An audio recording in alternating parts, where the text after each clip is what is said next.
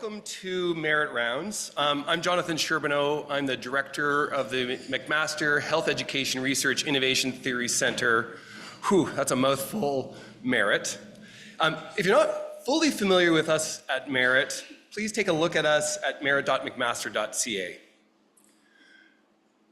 One small infomercial before we step into the Sibley lecture, the reason for us all joining, is the Merit Group, in collaboration with the Department of Medicine, is really pleased to launch a new initiative that we think will be of value to you as a clinical teacher or to the clinical teachers in your networks. You're going to see scattered about on the tables and the chairs. For those of you online, you're going to see a link come up in the chat for the Teacher's Toolkit for Health Sciences Education. We think this is going to be a helpful initiative for frontline educators and teachers looking for brief synthesis of the best available evidence or good practice around a number of common educational and teaching topics you might find in your day-to-day practice. So whether you're thinking about your workshop, your bedside teaching, the assessment form that you're struggling to know what to do with, we think there might be some interesting synthesis that might get you to the next step. It's not going to solve everything for you, but hopefully it's very helpful for you. It's all available under a Creative Commons license, so share with it, borrow from it, repurpose it, use it. Please find it helpful in whatever ways you can. We're here to celebrate the Sibley Lecture that's named in honor of John C. Sibley with funding from the legacy of his estate. Jack Sibley was an Associate Dean of Education, taking that role in 1979, and was known for his interdisciplinary approach to health, community health, both on the local here in Hamilton and greater region, but also across Canada and internationally. We also are mindful that we are here on the traditional lands of the Haudenosaunee and Anishinaabe nations. These lands are governed by the Dish with One Spoon Wampum Agreement. And so as we think about education, as we move into our talk around leadership and around educational leadership, let's do it mindful that we need to understand where we are, the assumptions that we bring to it, maybe some ways that we might want to expand our thinking and be thoughtful about the many ways of considering education, leadership, and what that means for us contextually. And finally, I'll welcome all of our guests that are joining us online and remind you that, again, if Merit Rounds are something of interest to you, we have a whole YouTube channel that captures all of our past presentations. So you can get caught up maybe at 1.5x. At the conclusion of the Sibley Lecture, we also have the great honor of handing out the Sibley Award, and I'll invite our Vice Dean of Education, Dr. White, to come up and say some words of introduction and then introduce our award winners this year. But first, let's turn our attention to Dr. Constance LeBlanc. Connie is a friend of mine who I can't believe we had the good fortune to bring here. I gave her the long list of things that describe her, and she took a pen to it and said, let's just get to the important bits. But I do really want to provide some context. Connie is a professor in the Department of Emergency Medicine at Dalhousie University. She has a Master's of Arts in Education and Curriculum Studies with a focus on the hidden curriculum. She has an executive MBA in Business and Technology. She has recently been certified as a diversity expert in Canadian Certified Inclusion Professional. Her areas of scholarship are numerous, including EDI and accessibility, medical education and leadership. She has won numerous national and international awards recognized for her leadership, her scholarship, and her educational contributions. Relevant to our conversation today, since 2023, she is the president and CFO of the AFMC. Dr. LeBlanc.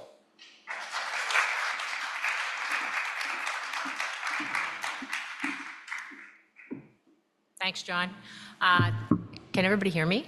That's better, isn't it? Yeah. So thanks for having me. I was really excited to get an invitation and to be able to come and share. I hope it'll meet your needs. He added a lot of stuff to that I had taken out. So this should say a path to success. I don't think there's a recipe that works for everyone. I think it's just you navigate the path as you find it, and things will happen, and you'll find new directions, and there's no predicting how it's going to unfold. So I don't think there's a recipe where you can say, okay, I'm a PGY4 or I have a master's, I'm going to take this path and it's going to work out for me. It doesn't work that way. So I'm president and CEO of the Association of Faculties of Medicine. Those are my disclosures. And I'm going to stand here because it's going to work out better. And I have a bunch of grants. I would call them all clean money. None of them are pharmaceutical. I don't have any patents or anything like that. I am paid by the AFMC, and I've been paid for lectures in the last year at the Family Medicine Forum, at the Emergency Department Administration Conference, and last week at the EmergMed Update from the North York. And so those are monies that I've received, and that's it.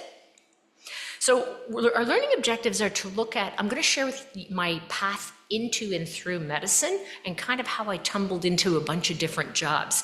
And you're going to hear that it's a little bit random and weird things happened, and that's true for all of us. So it's not like it's really different.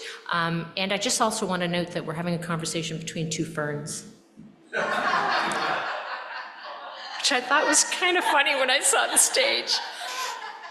So my path. I'm a kid from the 60s, so I've been practicing for 36 years, July 1st this year. So I've been practicing in Halifax in full-time, all adult emergency medicine. Many of those people behave like children, but we still call it adult emergency medicine. I come from the 60s, the Beatles were live, like life was different. Nobody had a cell phone, you wrote a letter. If you weren't home, you couldn't answer the phone. It was kind of brilliant. You could leave the house and your mother didn't have to know where you were. And as long as you were back for supper, everything was smooth, right? So I don't come from a family with, ooh, that's a little bit funny sounding there. I don't come from a lot of privilege. I don't come from a family that had a sick amount of money or that was full of physicians or anything like that. This is my school I went to up in the left upper corner. All the for primary and grade, like for grade 1 and 2 was a joint class, and 3 and 4 were together, and 5 and 6 were together. And I went there for 3 years. And that's the house I grew up in the middle. That's the pool I hung out at, where I had my first job as a lifeguard. My high school looks like a dungeon. I was a girl guide, and I was pretty private and a little shy. I was the girl who hid under my mom's skirt all the time as a small kid, which those of you who know me now would never guess that. So that's kind of where I come from. Both my parents are librarians. And they absolutely hated doctors. They're both dead, but they really disliked doctors and didn't want me to become a physician. And when I was accepted to medical school, they told me that there would be no money from home for that I was on my own. So I was 19 years old. I applied to Université Laval and Sherbrooke and Montreal because there was no MCAT. I had no money for an MCAT. There was no interview. It was a Code Z that was done by the University of Moncton, where I did my undergrad, because it was also inexpensive. And so first time I laid eyes on this place, I had gotten on a bus with an orange suitcase I bought out of the classified ads and went to Quebec. I had nowhere to live. I landed here and studied medicine in my second language.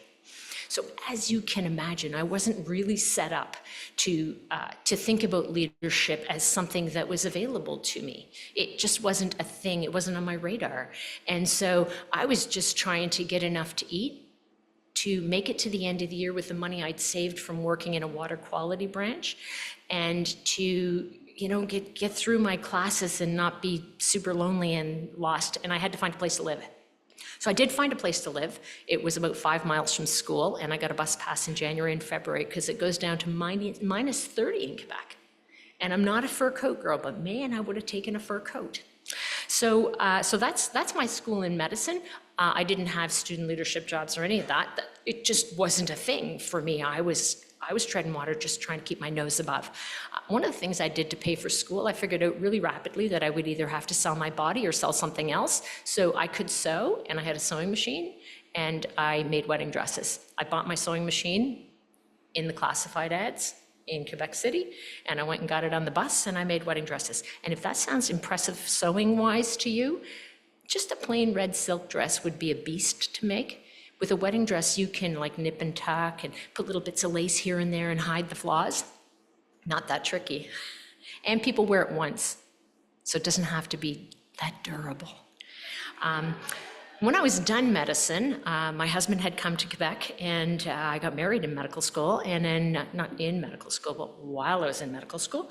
And he is a non-physician, and we moved to Halifax because I have strong ties to Nova Scotia, even though I'm from Moncton. And I worked here, which is the QE2 Health Sciences Centre. This is the old Victoria General. I was the first woman to be hired at this trauma center. That was in 1989. I was hired by 17 guys. They were gold to me. Yeah, I'm a hard worker.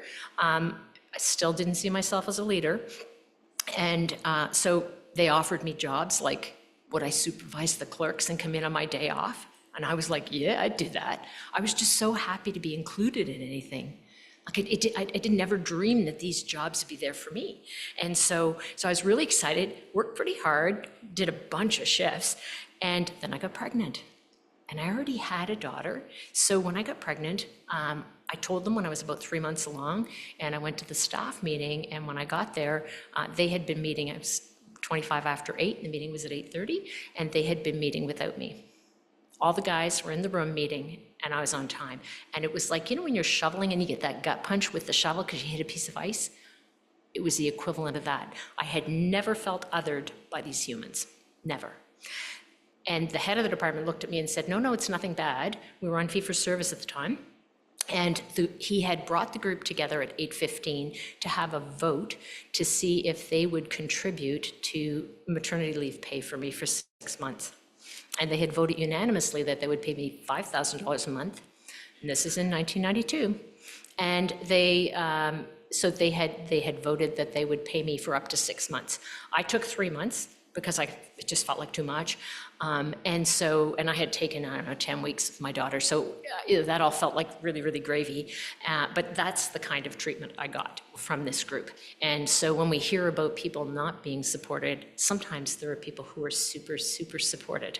And so that was good. I had the opportunity to do all kinds of jobs. I did 22 years of air ambulance call. I did 22 years of poison call. I did them together because the air ambulance call at that time for 24 hours a day for 7 days a week was $75. That was your pay for the week. So, $32.50 take home kind deal. So you couldn't do one without doing the other because, and I recognized really quickly that it wasn't actually about the air ambulance call, that it was actually, or about the poison call, that when doctors had patients in their milieu and they felt like they were out of their depth, they would call one of these services because they knew they could talk to a physician. And so it was like a lifeline. And I realized that it was a really big service to the community. And when we were planning education things, we would always use the calls we got to inform that. So kind of a needs assessment without knowing what I was doing. That's our SIMBA. Our SIMBA is fantastic. If you're ever in Halifax, you should call me to come to our SIMBA. We have frozen dead people that we take out to practice on. What? They're in the fridge in that room. So at Dal, I got to be program director, I got to be PGY1 director, I got to be clerkship director. All of those jobs kind of tumbled into my lap, which was magnificent. I realized I really enjoyed teaching. And as I kind of moved through my career, I realized that learners are the magic in education. And so to me, as a crusty old merge doc, doing a pelvic exam is like, okay, let's get her done. To a student, they're like, are we actually going to do a pelvic exam? Can I come with you? Can I do it? And you remember the magic of why you got into med school. And they challenge you with questions, and it's really fun. Then I got a job as CPD dean, and my leadership style, that was in 2010, so quite a lot of water under that bridge. I had done a master's in medical education out of interest, and my leadership style at that point had to change. What I brought to the table as CPD dean was like a trauma room kind of deal. How well would you think that would work in an education office? Not very well. It's great in the trauma room. Get me a chest tube, right? You can just like volley out whatever you need and somebody's gonna bring it to you. In an academic environment, I had to slow down, spend a lot more time finding out what everybody thought. I realized in a big hurry that it really mattered who was on the team with me, and that many of the people that I disliked the most, the people, I'm not a detail person, I'm like a big picture, big idea person. And the people who would slow me down drove me bananas. The detail people, yeah, but what about, and I'd be like, but I realized in short order that those were the people that made the work excellent. And so that developing teams wasn't about who you liked and who you got along with, and that your leadership style actually had to change as you crossed the street from a clinical environment into an academic or a research type environment. And it took work for me to do that. It took work. I had been practicing for 20 years, and that was just the way I did business. I also had 2 teenagers that I practiced on, and I wasn't that conciliatory on some things as well. I don't care if you hate me, you'll love me when you're a grown adult. And so that's kind of where we went. When we think about from there, I finished that job just at the end of COVID, lucky me. We canceled all our conferences for the last 6 months of my term and flipped it all online. And so that was a lot of work that we had to do in order for that to work. The next kind of movement for me was to become CEO. I'd never been CEO, and it's a different kind of leadership. And so as CEO, you have a board, and your job is to make sure that that board's needs are met by the organization and that everybody is doing their work. And it's also to keep the board cohesive and together and getting along and with a direction. And my board consists of 18 deans of medicine and 5 public members. So I'm sure you will know that that's not always a super, super easy job. And it's been a job that's been super fun. I have a team that I have reduced the pointiness at the top of the organization. I can't be responsible for everything, so I have flattened it out. So we have more of a holocratic system with kind of a disc of people, a senior leadership team. We own our wins together. We own our mistakes together. We own our problems together. We co-solve them. We celebrate together. And it's taken a while. That requires a lot of trust. And I actually had a coach to help me develop trust for that team because I'd never been kind of the boss. And I don't actually think of myself as the boss. I expect people to speak truth to me. And I now get emails that say things like, I heartily disagree, or I respectfully disagree, call me, when I'll volley out my response to whatever question came by email. And I think that's super healthy. But for people on your team, when you are the lead, for them to trust you enough to be able to speak that truth and know that it's 100% safe, that I am going to hang nobody out to dry. So that has taken a lot of work for me to get into that space. And you very seldom inherit an organization as CEO that is exactly like you want. And so morphing it into something without scaring everybody to death, because you do have to let some people go, you have to hire some new people, and it's a little scary for a lot of people. I was talking to Jonathan earlier. My approach to letting people go is maybe weird, because I'm weird and I'm cool with that, is that when we're really trying to do a piece of work or a direction of work and somebody is not able to follow, to join in, to be part of that in a meaningful way, and despite coaching, despite direction, that when you start to think that it's time, you're probably 6 months too late, and it needs to happen pretty promptly. I don't think you're doing anybody a favor by stringing that along. And I think there is a job out there that'll bring everybody joy. And if it's not at your place, for some reason, if they can't function and there's not like an illness or something else going on, then it's a favor for everyone because it allows that person the freedom of not having to quit a job and go try to find another one or sneak around trying to find another job while they're working for you. So I think it's actually a favor that we do people in kind of getting their lives aligned with their values and what they want to do as work. So, and it's also super refreshing for an organization.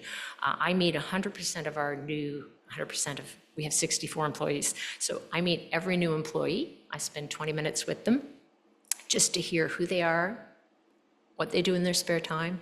Do they have a magical skill set that I don't know about that they would like to offer us for overtime? We have somebody who is a marketer for Harlequin Books. She works in the IT department, but she's helping us with ICAM. Like those kinds of opportunities you don't see unless you have that kind of relationship. And I'll tell you a funny story. One day, about a month ago, I was looking at my day on a Monday. I was looking on Sunday night to see what I had the next day. And I had a meeting with Romeo and a meeting with Juliet. And I was like, so I went to the leadership meeting in the morning. I was like, okay, you guys, that's really funny. And it turns out we actually had hired somebody named Romeo and somebody named Juliet. And I still can't read that day without laughing. But I do meet with everyone, and I've met with people who have said that they worked for a company that was smaller than our charity, or sometimes companies that were bigger, and they never met the CEO. They love that, and I tell them, we don't tolerate any abuse. So you can't dish any out, and I expect you to take none. And it does have teeth. We will act on it. I'm not going to let anybody abuse you, whether it's from an equity perspective or somebody's just being disrespectful. Not okay. Doesn't mean that I'll hear a problem or that our head of HR, senior leadership for HR will hear a problem and then that person's let go. We'll have a conversation with them. We might send them for some coaching. We'll monitor it. We'll move through it, but I will not tolerate any harassment or abuse or bullying or disrespectful behavior. And it's so easy, we're 100% remote. It's so easy in an email for things to be misinterpreted that people have to read these things and remember that I'm sending that to a human. We do get together twice a year, once at our International Congress on Academic Medicine, which was last week in my hometown. I had a big party for everybody at my house. So all of the deans and their partners were invited and 64 staff members. Yes, my husband is a caterer. He cooked 2 whole briskets, 8 salmon, and a bunch of other stuff. So we get together then and we have a retreat for the office offsite in June. So just to bring some clarity to it, looking at where you want to go in your career it's important to have ideas of where you want to go, but it's also super important to figure out what you love. So what are the things in your work that bring you joy? What's that sparkle? What's the thing that helps you, that energizes you? So every job has some scut and some sparkle. And the scut to sparkle ratio's got to be right. And if we don't nail that, then it becomes a scutty job. If you find a job that's all sparkle, call me, because I want to take it. So if I think about, I love my job. So if we think about our job as emergency physicians, we see a lot of things. We see a lot of really sad things. We're really busy at work. We see people who are very frustrated, who've waited long. Sometimes it's the worst day of their life. We might be going in to tell them really bad news, sometimes the worst news. It's just, it can be really hard. I'll tell you a secret about moose. When you hit a moose with your car, usually its sphincter releases. How many of you knew that who were not in emergency medicine? Make you want to swerve, right? So we love emergency medicine, and you learn a lot about yourself. Like if you think about it as a job, you learn a lot about yourself in thinking about the parts of it that you love and the parts of it that you don't. Glaucom Fleckens, I think he gives us more of his bandwidth than he gives to anybody else. Like we're the bike helmet people, right? But there are parts that are really hard. And this is Jess Ladouceur.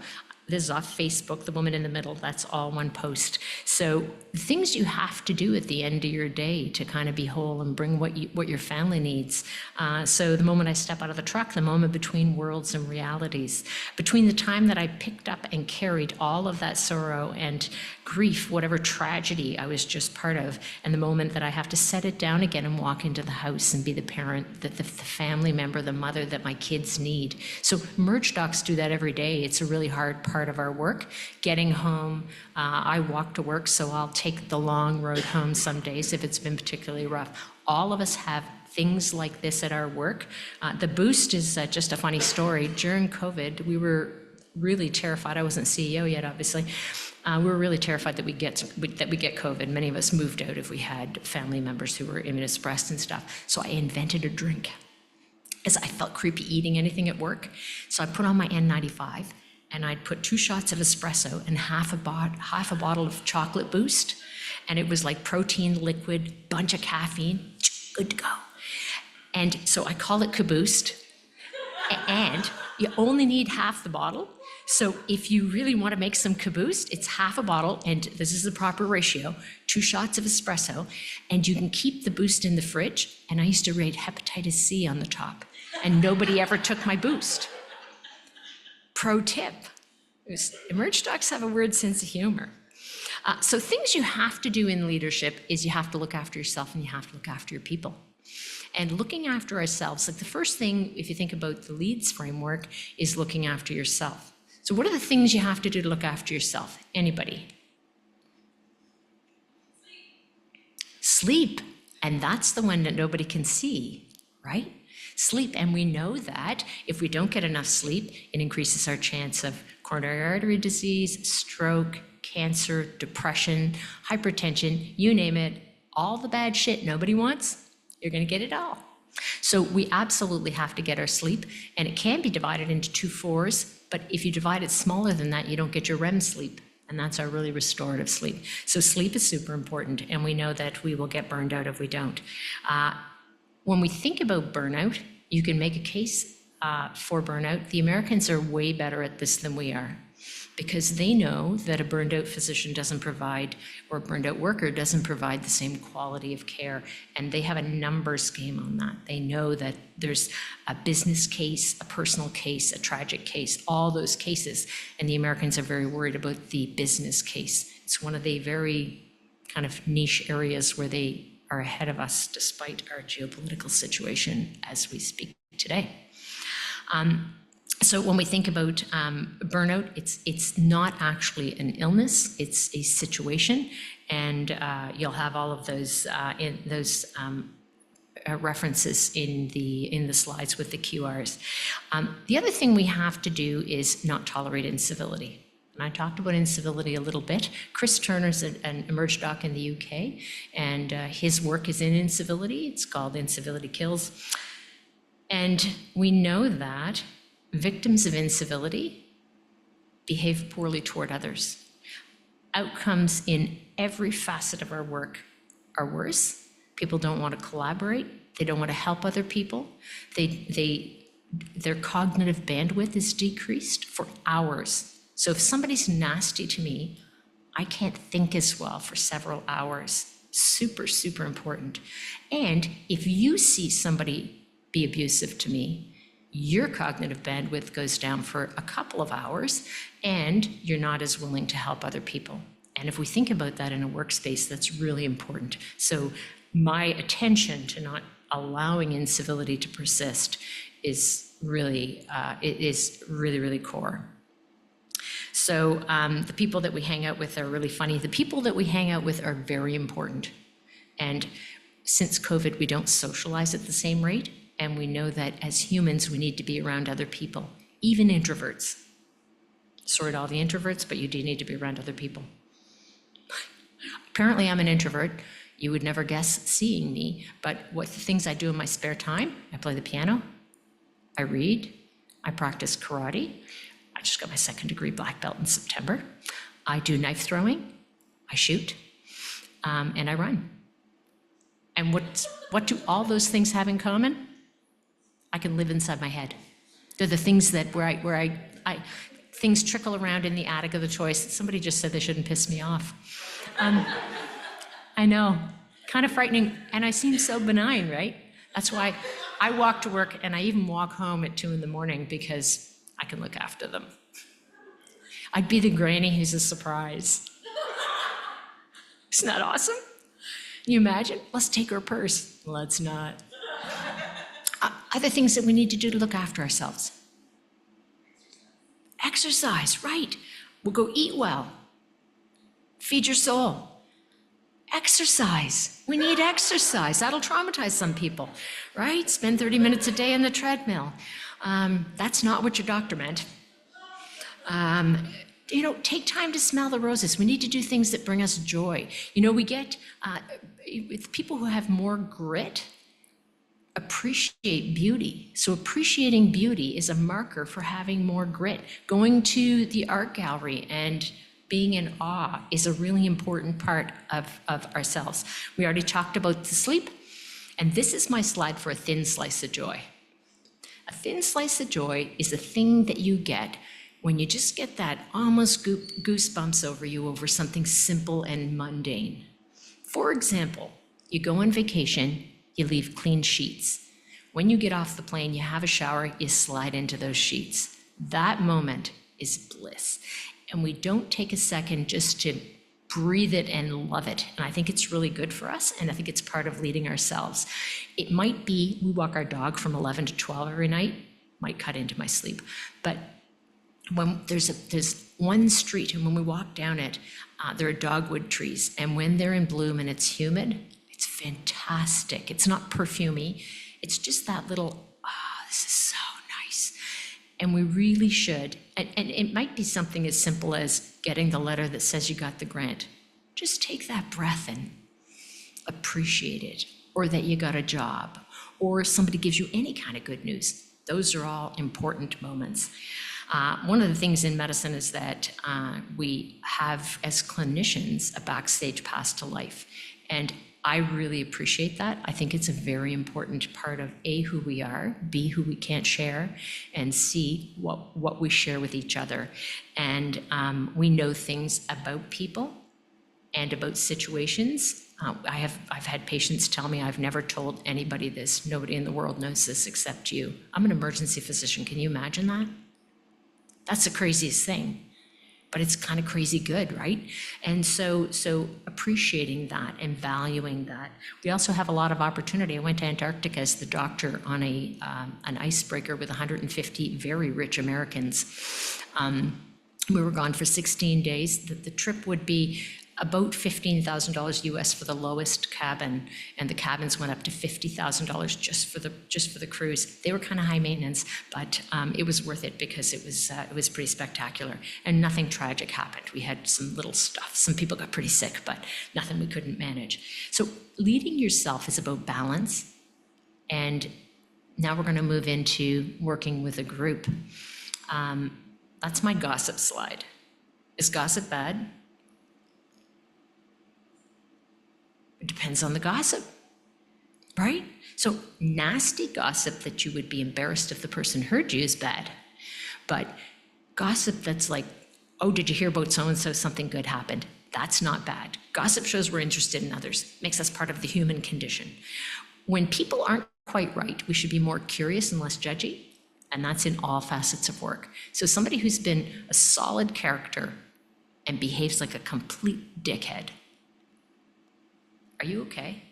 I'm just a little concerned about you. Are you okay? Is everything all right? Do you need help with something? Be a little more curious. And that's for all work settings. So just making sure that we're on top of it, looking at being honest with people. You seem like you're off your game. You know what? I'm just going to give you a little pointer. I left a chart in your mailbox. You missed something the other day. It's not a big thing. The patient came back, it's all looked after. Or when I read that grant proposal, there were some things that were missing. I sent it back to you. Honest feedback. Don't wait till you're angry. Just say it. Just say it, right? If we wait until we're angry, think about the person who grabs the airplane seat behind you and grabs your hair. Before you're crazy cross, you just have to say, you got my hair. That's easy. But after they've done it 3 times, there's 0 chance it's coming out like that. Same thing at work, right?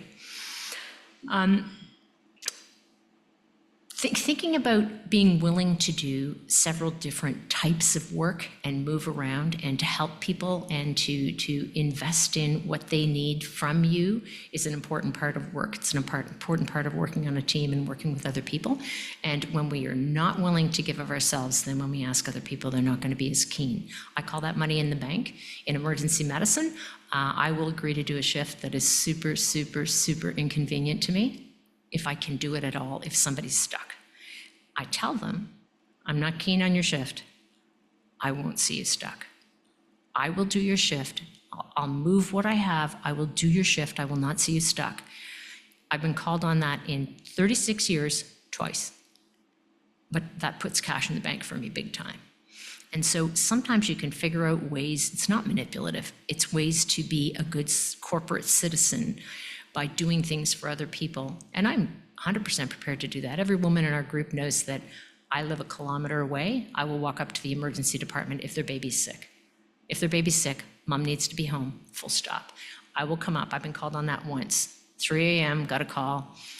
Baby's sick, lives way out in Upper Rubber Boot. And I said, yep, I can be there in 10 minutes. I'll just ponytail. I did everything but go into my pajamas. And I was there for 2 hours. Big deal? Not a big deal. Big deal to her? 100% of a big deal to her. If I ask her to do anything, no problem. So being honest, having keywords, having a lexicon for being honest. And I think around equity, diversity, and inclusion is one of the places that we most need a lexicon and don't have one. So our whole lexicon in that area is, that's racist. That's sexist. We need something more like, that made me uncomfortable. Ooh, sounded like you meant this. You need that 0 to 100 for all of these facets of our work that are more nuanced. And we're not very good at that. We're good at that in patient care. We're good at that when we're writing papers. We're not so good at that in real life. And so when we're working with teams and other people, it's really important that we have all of that vocabulary that goes from 0 all the way to 100. And I will escalate that as we go. Call them into an office to have a conversation. If it continues, call them out. We don't believe that here. I have that. I have a lot of them. And some of them are more aggressive and some of them are less aggressive, but I don't think we can stand by and watch these things happen. So when somebody's nasty, wow, that was a lot. That covers it, unless it's a repetitive behavior. And so, or ooh, shots fired. That's always a good one. And it doesn't make light of it, but it doesn't make it super, super called out, right? So having a vocabulary that will help us with that. Tell people when they miss things. I think it's important that we do that. And we're not going to get it every time. The notion as a leader that it's okay to miss. If you're not missing some of the time, you're probably not taking enough chances, right? And we can get all worried about missing, and it's going to serve no purpose. We're never going to get it 100% right. That's just not how it goes. So forget that. There's no point. I'm a person who doesn't really worry. I think if you're worrying about something, if it's something you can't change, well, what's the point of that? And if it's something you can change, well, then you're stuck with a choice. You're either going to do something about it or not. So that's the only decision in there. And so worrying is a monumental waste of time. So missing things is okay, and embracing uncertainty. We're never going to be 100% sure in any job that will knock it out of the park. And having that humility with your team is super important. They need to see you not get it right. They need to see you admit that you're wrong. People need to see that. It makes you real, it makes you approachable. So I think that's really important. When we talk about connection, anybody know who this is? Everybody knows who this is. Steve Nash. Was Steve Nash the best basketball player of all time? We all know his name. His magic quality, and we all have them, his magic quality was that every team he was on, he made them outperform themselves previously. So adding him to any team, he wasn't the biggest rock star ever. He wasn't that tall. He just wasn't the greatest basketball player who ever lived. But every team he was on got hugely better because he was on the team. He's a people person. He touched people. So how many times a game did Steve Nash touch people? 239 times every basketball game on average. And just by a hand on a shoulder, a high five, any kind of physical thing. It's way harder, like in a virtual organization like I'm running. We do thumbs up, we do party things. I'll often shoot off rockets if it's really good. But when we do see people, to be touching people, to be part of who they are and to embrace them. Steve also used to pat people on the bum. I don't recommend that. Just saying. So loneliness is a big deal these days. And there are studies that say that loneliness is just like smoking 15 cigarettes a day. A Harvard study over 75 years, 15 cigarettes a day. Loneliness is killing people. We're more and more crowded, but everybody's alone. And some people are more alone than others, and it is our job. People spend a lot of time at work. It's our job as leaders to step up to that. I'm going to skip a few because I really don't want to. This is the one on give and take, helping other people. There is science to say that when you help somebody else, it does more good for you than it does for them. So think of a situation where a friend's having a hard time, or you're having a hard time, and a friend offers to help. And what do you say? No, no, no, it'll be okay. And then you go home and stay up till 2 a.m. Did I nail it? Right. And what happens when somebody's having a hard time and you offer them help? And they say, oh no, it's okay. You live that as a little bit of a dejection. And if they said, you know what, if you could make me a lasagna, that'd be great, what would you do? Your legs couldn't carry you home fast enough to cook a lasagna and bring it over as proud as a 2-year-old, right? And so it does us a lot of good. That's not just a feeling, that's a thing that we really need. Toxic positivity, anybody know about that? That person who's just, everything's always great and they gloss over, just put a smile on, you'll be fine. So we want to be positive, we want to be hopeful. Leaders are dealers in hope, right? We're peddlers of hope. And so we absolutely want to be positive, but we don't want to be that toxic positive, everything will be fine, just be positive, good vibes only, all that. People need you to listen to them. They need to be able to share things with you. They need to mostly just use silence. My kids tell me that I'm a fixer and that I just have to shut up and listen to their problem and not fix it. They're like, you always try to solve our problems. And I'm like, okay, I'll just listen. It's very hard because I really want to fix it. We're going to talk about biases later. So when you have a certain style of leadership, changing it can be difficult. So this is our SIMBA. As you can see, everybody wants to be there. This is a GI bleed case where we can pump blood through the patient's stomach and it goes all over everybody and everything and the walls and everything, and then we have to intubate them. So it's really good sport. So when we think about medical education leaders, they come in all stripes, and what your work is going to look like is going to be different for every single person, and how you do that, how you lead yourself, how you lead your team, how you work with others to help them to be their best is going to be different. And lifelong learning is a big part of leadership. You're not going to go take a leadership course and come out fully baked. It's not like that, maybe half baked. That's probably what happened to me. And feedback's important, looking for feedback. We know that when we seek feedback, people will give it to us. If we don't seek feedback, we've put a little fence around ourselves and made it more difficult.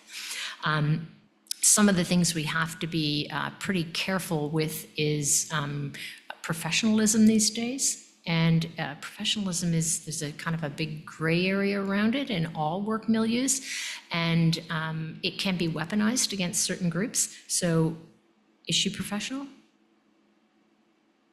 Kind of hard to know. Maybe she has unprofessional behaviors, but I can tell you when I went to medical school, you would have been sent home like this. And I think she looks perfectly acceptable. Some people object to tattoos, some people object to all kinds of different things. I think when it comes to things that will be offensive to other people, that crosses the line. I think when we look at things that could be misinterpreted by other people, that crosses a line, and behaviors that are abusive or bullying cross a line for sure. But it's kind of hard to know. I had a resident who had a nose piercing. She was a gay woman, this is years ago, and nobody had nose piercings. In fact, she took it off for her interview for emergency medicine. I was her program director. She was a phenomenal physician, just the most empathetic person. And everybody was kind of on her case about it, except the patients. And so I went and bought a little magnet with a star on the outside in solidarity with her and wore it to work when I was working with her. And then one day I inhaled the magnet No good deed goes unpunished. But I think having solidarity and supporting people in their differences, being willing to step up for them in a way that is that's meaningful and that is like straight up, I got your back. I think that's really, really important. We're not going to talk about teams so much. Engaging others. So we can put a fence around ourselves, or we can make other people want to work with us. Number two, makes your life way more blissful and you can achieve far more. So the perfect is the enemy of progress. And when we're looking at getting teams together, we want people who are different. We want people who can do the work, and we can't, it's never going to be perfect. There's no perfect team, there's no perfect work, and we have to accept that. Role modeling, responsiveness to feedback, being willing to share our mistakes. I tell our team all the time, wow, I didn't get that right.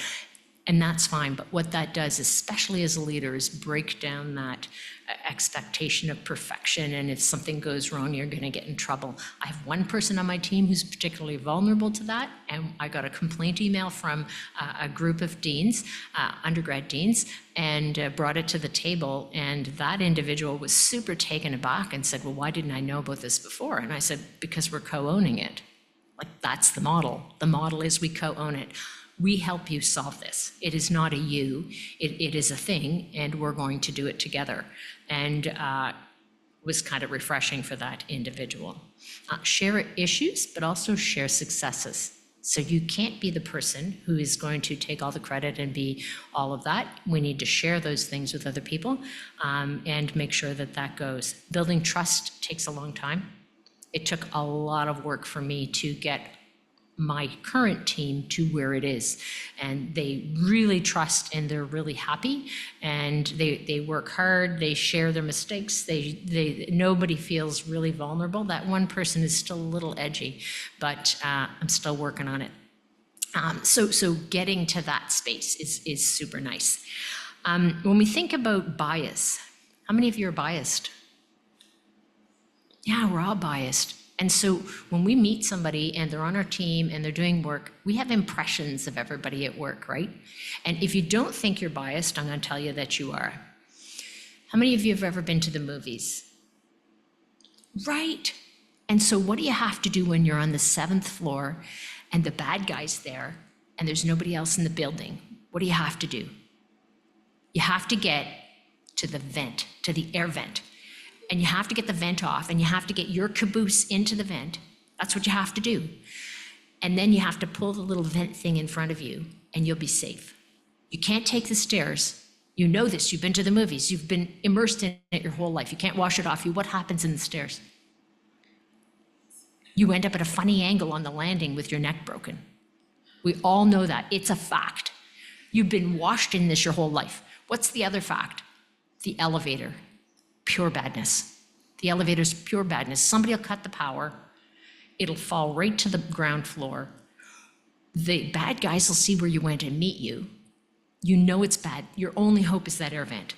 You also know from this same experience that you will easily be able to navigate your way out of this complex building through the air vent effortlessly to the ground or to the roof where a helicopter will pick you up. Or you'll be able to jump to the adjacent building where you'll be safe, correct? That's what bias is. Bias is something that's been washed over you your whole life so many times that it's invisible to you. You didn't even know that you knew about the air vent, right? How many people knew about the air vent? Right? You can't even think that stuff up. So knowing that we're biased and making sure that we're fair at work and that we're not kind of over-recognizing some people and under-recognizing others. That's always painfully visible to people. Celebrating everybody's win and being inclusive and making sure that, recognition and sometimes blame are equally shared. So knowing that we're biased, and it's just human nature. We all like people. Psychologically, we're geared to like people like us. I like short, fat, old white women. That's just how it is. That's who I'm going to like. So really, we know that we're going to have some biases, and we absolutely have to make sure that what we bring to work is a fair and equitable leadership model. So instead of praising people for being super, super resilient, We should be a little more curious and maybe help them to change whatever situation is going on. Transparency is another one. Why did you not get that job? Not a fun conversation as a boss. I can't give you that job because the last 2 projects you worked on, there was conflict on the team and the results weren't optimal. That's fair. And when you don't know, you make up a narrative in your head as an employee that's far worse than reality. They don't like me because I bought a yellow house and I'm married to, my husband's Chinese, I'm married to a Chinese guy. That's why I didn't get that job. Maybe I didn't get that job because I just don't have this skill set, or somebody else had this superlative interview. Just leveling with people and being transparent around money, around jobs, around opportunities, around recognition. Those are all places that we absolutely have to be, we have to be cognizant of being fair and super transparent. We're not going to get it right all the time.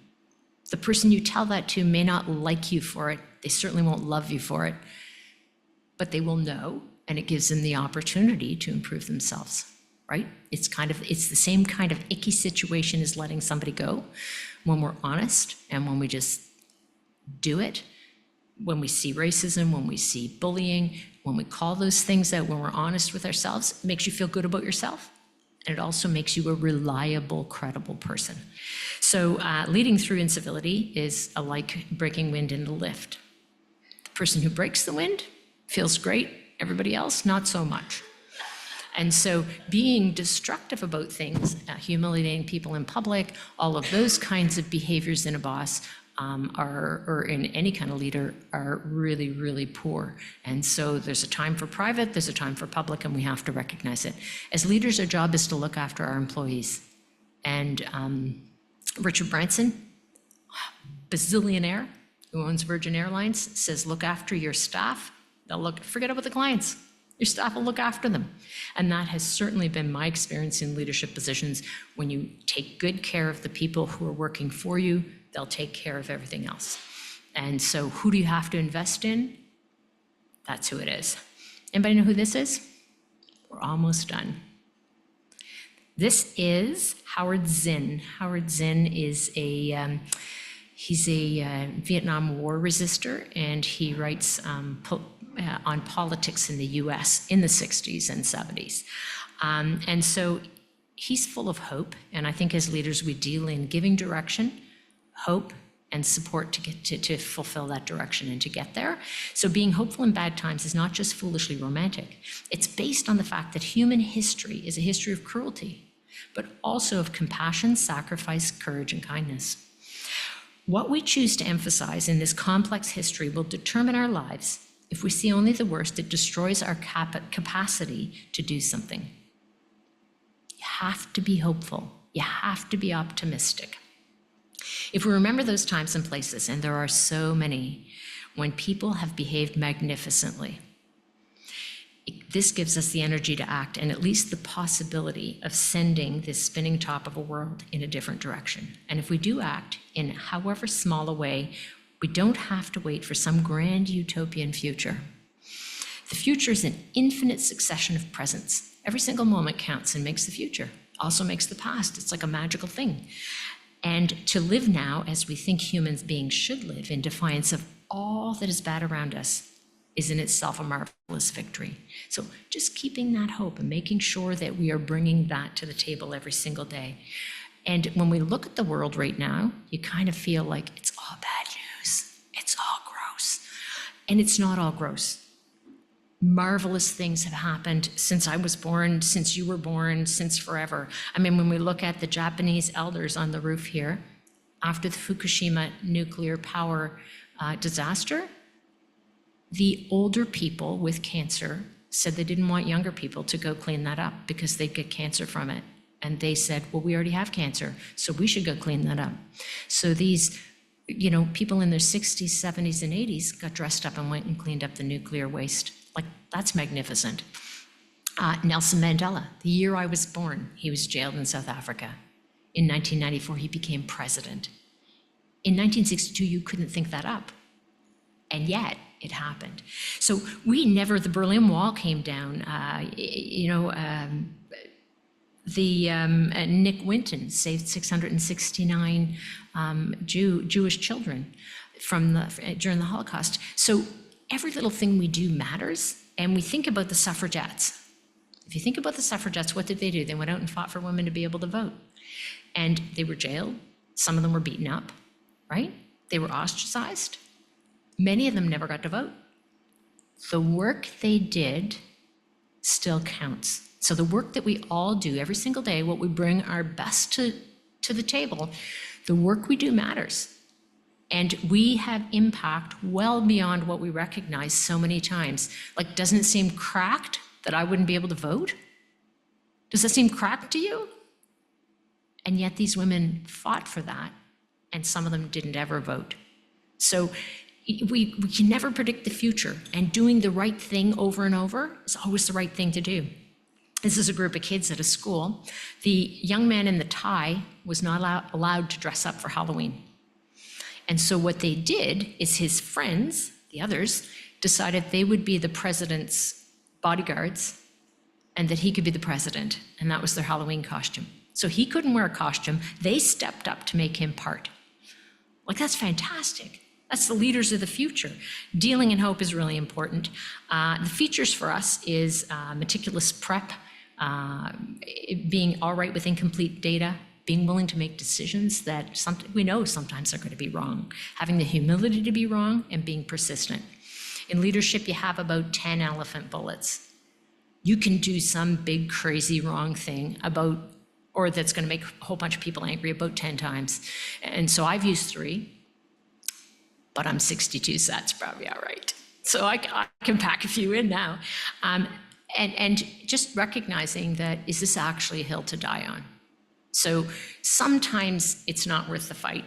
Other times it's 100% worth the fight. And you have to triage those, and only you know. So this is what we're trying to do.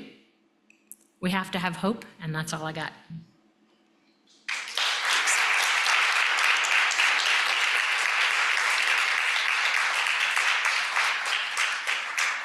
I'll take any questions you have. I don't know who's fielding questions online. I'll answer anything except my weight.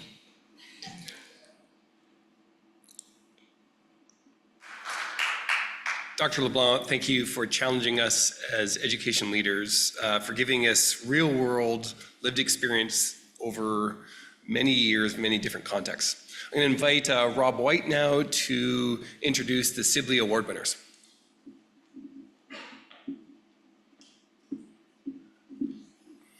Thanks, Jonathan. Good afternoon, everyone. First of all, just some acknowledgement, Jonathan, to you and the Merit Group who have worked on, I brought up the little advertisement with me, the Teacher's Toolkit. So these are on people's seats. Please go to them. It's a great toolkit, lots of resources in there. So I encourage folks to spend some time perusing that. And thanks for the initiative by that group to bring that to us common folk who are trying to put it into practice. I also want to thank Dr. LeBlanc for joining us today. You know, just amazing authenticity. I love the humor, the humanity. I was going to be a bit authentic myself and say something about a moose sphincter. I'm not going to. I'm going to thank you. The word I wrote here is generosity. You gave us a bit of a backstage pass to your life, and that authenticity, I think, really resonates with people, so thanks for that. It's now my pleasure to introduce you to our recipients for this year's Dr. John C. Sibley Award for Excellence in Education for Part-Time Faculty. Jonathan gave you a little bit of a hint as to what Jack Sibley was all about. I'm going to give you a little bit more about the role that Jack played here, just because I think it's very impressive about, he was a part-time faculty member. He took on so many aspects of making our faculty what it is, and I just want to give you a little backstage pass, so to speak, of the kinds of things that he did. He was on the scene in McMaster in 1967.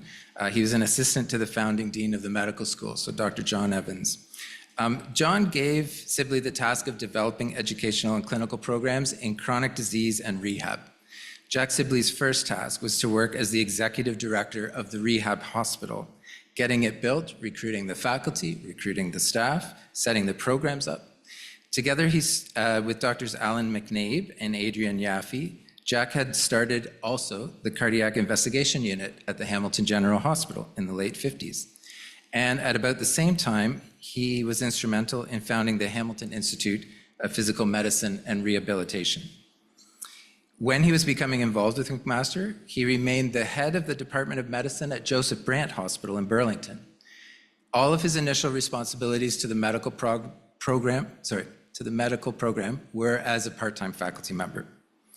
Sibley was closely involved in developing a cooperative program between Mohawk College and McMaster University for teaching physio and occupational therapy.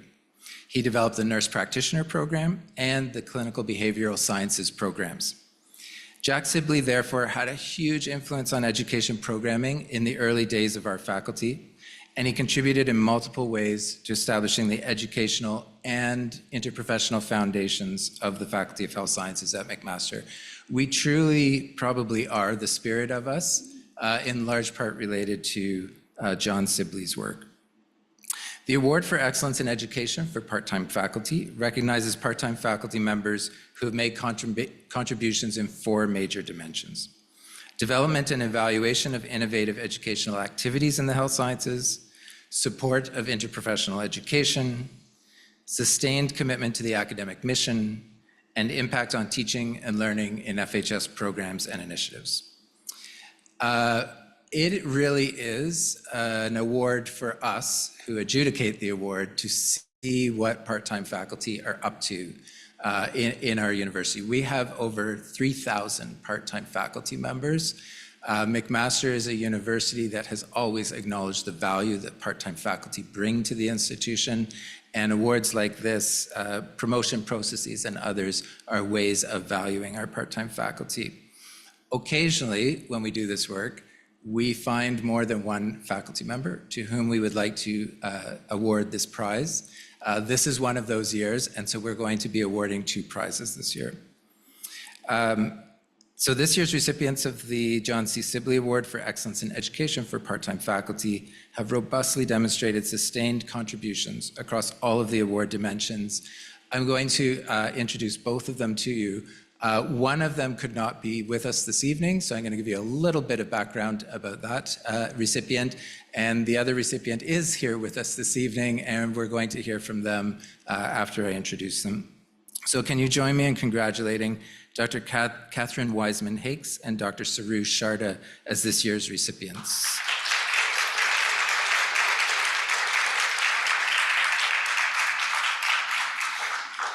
Dr. Sharda is not able to join us this evening, so I'm just going to give a few remarks about Dr. Sharda's nomination. She currently is the Associate Dean of Equity and Inclusion in the Faculty of Health Sciences. She's an anesthesiologist like myself. She has a master's in medical education like Connie. She has additional expertise in fields of equity, inclusion, and anti-oppression, healthcare simulation, and narrative and creative writing. This makes for a remarkable blend of perspectives and tools to draw on in all of her contributions. Dr. Sharda served as the inaugural EDI lead at the College of Physicians and Surgeons of Ontario and is the inaugural Associate Dean of Equity and Inclusion in the Faculty of Health Sciences.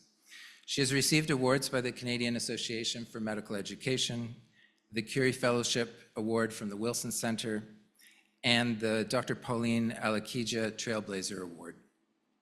Dr. Sharda was particularly noted in her nominations for her broad engagement across our faculty, her commitment to interprofessionality and interdisciplinarity, and her leadership by example, particularly around her commitment to scholarship in EDI and her ongoing professional development, even in areas of extensive expertise, epitomizing her inquisitive approach. And you did just such a wonderful job of talking about that approach. Dr. Sharda has demonstrated that to us. So congratulations to Dr. Sharda.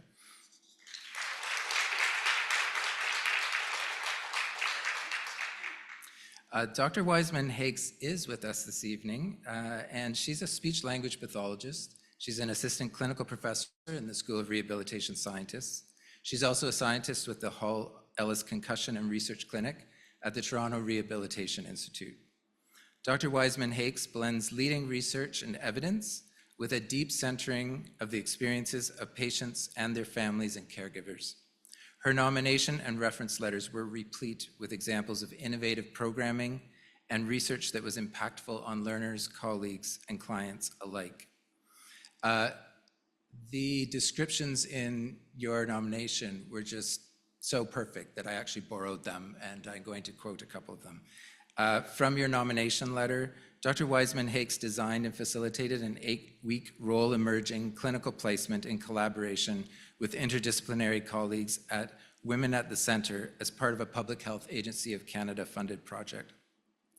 The name of the project is Cross-Sectoral Solutions to Strengthening Community Capacity to address the parallel pandemic of gender-based violence related traumatic brain injury through a survivor-led support intervention. Staying true to her commitment to patient-centered care and supporting vulnerable, marginalized populations, the student-led services provided through this placement were informed by research and co-designed with interdisciplinarity, service providers, and patient partners.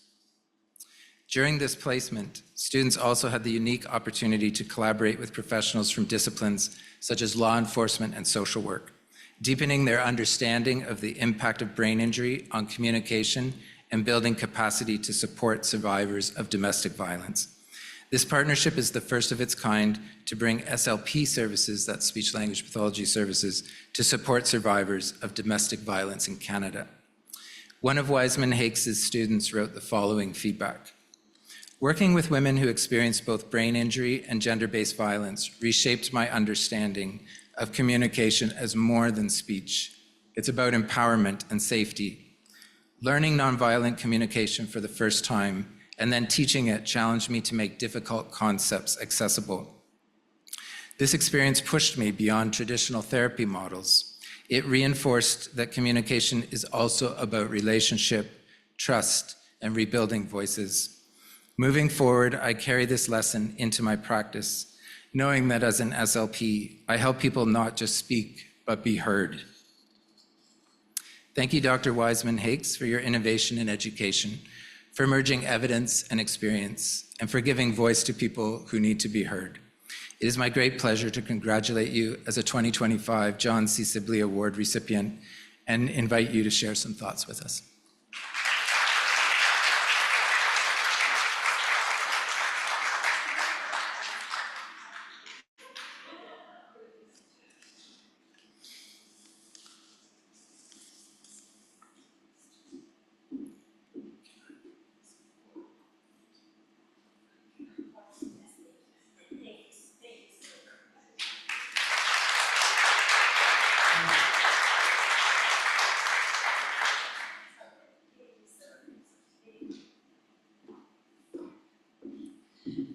Thank you. This is just such an incredible honor for me to be here today with all of you.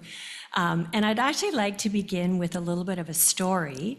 I first met my beloved friend and mentor, Dr. Lynn Turkstra, who, as you all know, brought this program, the speech language pathology program, to McMaster many, many, many years ago when I was actually a speech language pathology graduate student, and she was actually my clinical supervisor for my very last placement.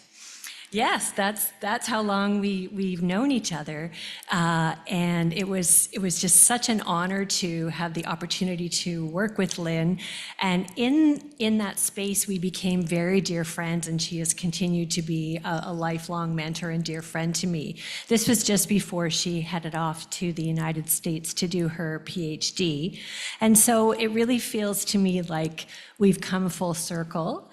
So when Lynn reached out to ask me if I would consider coming to join the McMaster program as a part-time faculty, I immediately jumped. I did have also the pleasure and privilege of teaching part-time at the University of Toronto in both speech language pathology and rehab science. But what a wonderful opportunity for me to come here. Reflecting back on this, I I love teaching and I love mentoring. I think those are two things that really in part define who I am. And it's such a privilege for me to have the opportunity to work with this unbelievable team whom I learn from every day, who I'm consider not only as colleagues, but as dear friends, and with our absolutely wonderful students. I'm also a mom of 3, and all of our kids have finished, and 2 have gone through grad school. My daughter's actually a physio. So when our students come into the program, we all know what it takes to get into graduate programs in medicine and healthcare and rehabilitation. And it's so wonderful to have the opportunity to look at these faces sitting in front of you and to say to them, it's okay, you can breathe now. You're here. We know the hoops that you've jumped through to get in.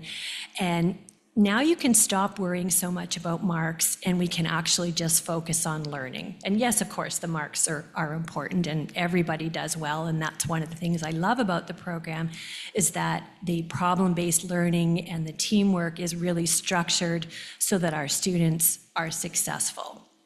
So it truly feels like a privilege every year when I get the opportunity to come back and keep teaching, because I truly love it, and I feel I learn at least as much from our incredible students as hopefully they learn from me. So from that perspective, it really is just immense gratitude. I'd also like to take a moment and just say such a huge thank you to the team who nominated me, and tell you a little bit about them, and again, how that all came to be. So this nomination was led by my, again, dear friend, Maya Albin, who was a student. Unfortunately, Maya wasn't able to be here today, but Maya was a student in our program. She won numerous awards and graduated top of the class. She's an incredible young woman. Graduated in 2021.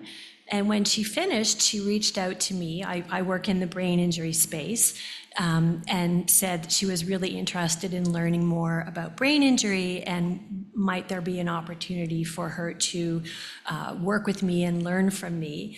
And how lucky was I? You know, I certainly, within a very short time frame, recognized what a gift it was to be able to work with her. And so she has gone from becoming a student to being a colleague, an equal colleague who I learn from every day, and a very dear friend. So Maya, I know you couldn't be here today. I know you're watching online. I love you dearly, and thank you so much for leading this. I also wanted to thank another one of my nominees, Michael Fisher. Mike is a graduate of the MSc Rehab Science program here, and I again had the privilege of being on his master's thesis committee. Likewise, it was such a pleasure to work with him over the 2 years, and when he finished, he applied to medical school quite a few times, and I was very happy to support and act as a reference. But he came to me and he said, is there anything else that I could do to continue to work with you or collaborate on with you? And I, one of the, you know, as you mentioned, working with individuals who are marginalized and underserved in our society is very important to me, and supporting those with brain injuries among those communities, because the prevalence is absolutely shocking. So I'm involved in an organization called the Compassionate Justice Fund, which is part of the Ontario Brain Injury Association, and we raise funds to pay for system navigation and rehabilitation for marginalized and underserved individuals with brain injuries who otherwise would not ever have any access to rehab whatsoever. So I said to Mike, you know, there might be an opportunity for you here. Is this something that you might be interested in? And he said, absolutely, I would love to help you and be part of that in any way that I can. And he ended up becoming the volunteer director of communications. He's worked with me in grant writing, and then he went on to work with me as a research assistant for a grant that I had. So again, he has come from being my student to being a valued colleague and a dear friend. So I really love that we're able to do that. We're able to watch the next generation of clinicians grow and become our colleagues. I also, again, really wanted to thank Dr. Ashley Wado and Dr. Lynn Turkstra for their support of this nomination. It's just such a joy to work with both of you. And Ashley, it's so wonderful having you in your new position. Michelle Phoenix here, again, colleague and very dear friend. I just work with such wonderful people in the program, and I believe so strongly in the values that McMaster espouses and the problem-based learning. So thank you so much. I also finally wanted to just, again, acknowledge and thank my two students who were involved in that emerging placement that you spoke about, Eva Chen and Maham Kazem. You can imagine two young 23-year-old young women at the tail end of their graduate training are suddenly thrust into an environment where they're working one-on-one with women survivors of gender-based violence, intimate partner violence, experiences that we couldn't even begin to imagine. That was a lot. That was a lot, and I could not have done that program without these two absolutely incredible young women. And again, they themselves brought so much to that program. So to hear you repeat their comments is just so meaningful to me as well. The fact that in speech and language pathology, Maya shared with me that in Hebrew and in Israel, that a speech language pathologist is actually a connection therapist. So that is what I like to think about, that communication is how we connect with others and how we make a better world. So it is with absolute immense pride and gratitude that I stand here. And I also want to thank my husband for his support over all of these years through grad school and all the dinners he cooked. And I do like to write, so I enjoy doing the PhD. Anyway, thank you all. I will stop. I know it's been a long evening, but thank you so very much.